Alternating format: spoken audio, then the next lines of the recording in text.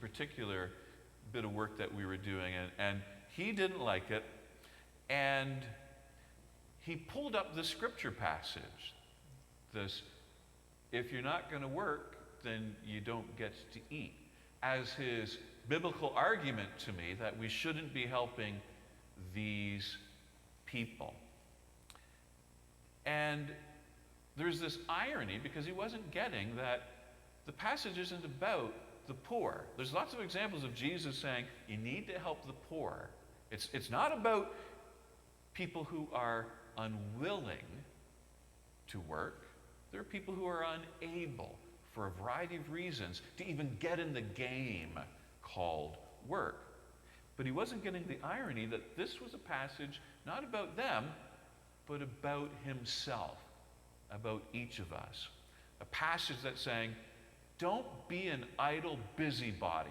I mean, that word showed up in the scripture passage. Don't be an idle busybody, so worried about what other people are or are not doing, because that's just going to get in the way of our getting to our mission.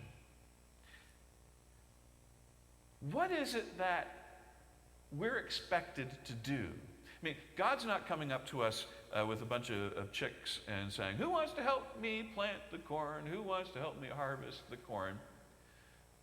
God says, in order to complete the mission that we have as a church, I need each and every one of you to do a few things.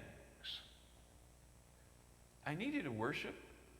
I need you to learn about the faith. I need you to care for one another, have fellowship.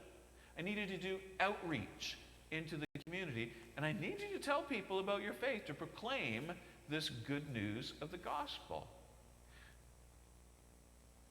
It doesn't sound like a big ask, but one of the problems of the church in North America, especially what we call the mainline churches, the United Church of Canada being one, is we seem to have reduced our connection to the church to, well, if I just believe in God and give some money and I'm a good person, that's well and good.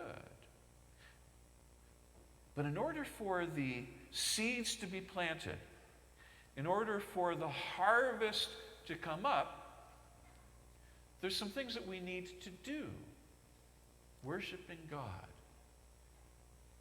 learning about the faith. These things take time.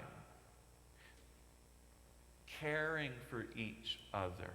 You remember we talked about that last week? That awkward moment. Oh no, is Brad going to make me stare at the person beside me again? The people that I am to love and care for. To go out into the community and to help, to love those who are in need, and to tell people about our faith. That's their job description. What is it that's expected of me in this congregation? Well, one way to answer that question is those 5 things. And yet, it's easy for us to go, I've got a tummy ache. I've got a tummy ache.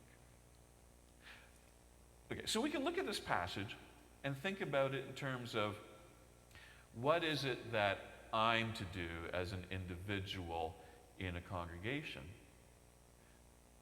But we can think of it too in terms of our congregation in this community.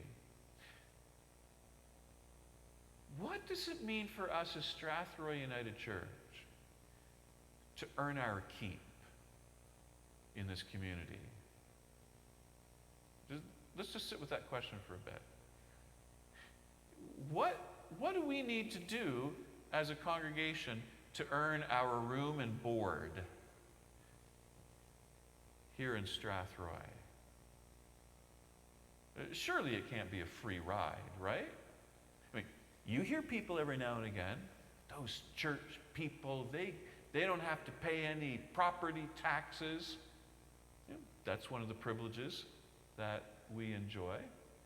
I mean, once upon a time, it was really clear what it was that churches contributed to the community, right? You remember those days?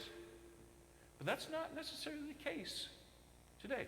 Once upon a time, you could just stop someone randomly in the streets of Strathroy and you could say, what's good about Strathroy United Church? And I bet 9 times out of 10, someone could tell you, well, this is what they're up to in our community. The challenge today, not just for us, but for all churches is, do people even know that we exist? You can do all the marketing in the world to let people know that you exist as an organization, but at the end of the day, the question boils down to, do we matter? Are we earning our room and board in this community? That I think it's fair for the larger community to ask themselves, well, if Strathroy United Church doesn't contribute to our community, why should we even care to connect with them in what we're doing in the community? Now, you know that I know that you value our reputation in the community. And you know that I believe very strongly that one of my roles is to make sure that I'm in the community and involved. Last week, being at the cenotaph for the Remembrance Day service, to make sure that people know Strathroy United Church is part of this community and we care. We're here and we care about this community. Out at a Rotary trivia event, just to say, okay, that's the minister from Strathroy United Church. Colleen, who won the trivia contest? John Brennan's team. Who was on John Brennan's team? And? Yeah, and me. And the optometrist.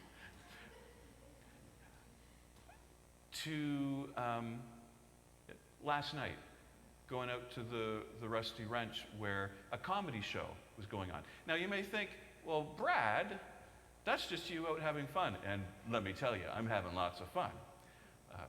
But part of my job is to make sure that Strathroy United Church is visible, that people know that we're in the game that's called this community. And I know that you're in the game also, and I know it's easier for me, because I have the job title of minister, for people to make that connection. I've got it easy. The challenge for you is, how do you let people know that when you are in the community doing something, you represent Strathroy United Church, and that we care, we're up to something?